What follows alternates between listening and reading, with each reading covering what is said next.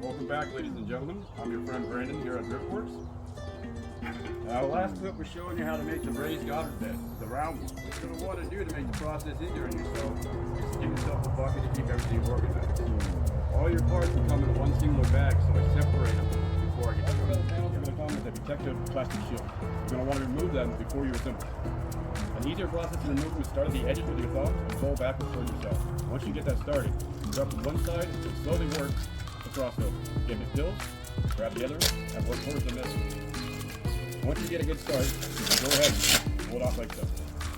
In order to keep the process going smoothly and your holes lined up, you're going to want to start with the top hole first.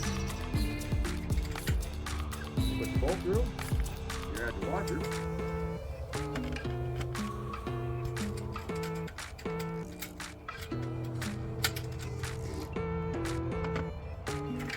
You want to pinch it together like so. While I have you here, a little friendly tip would be if you want to keep little pests out or maybe some weeds from growing on the bottom, you can get a mesh liner and you put it underneath it. That way the rainwater can still soak through the ground, but nothing can go back up to it.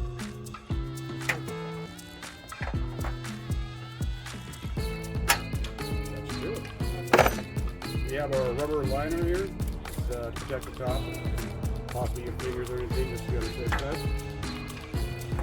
I'll grab it like so, add the groove on the inside. Just apply a little pressure. If you have any problems getting on, if you stretch it out a little bit, the sides on much easier.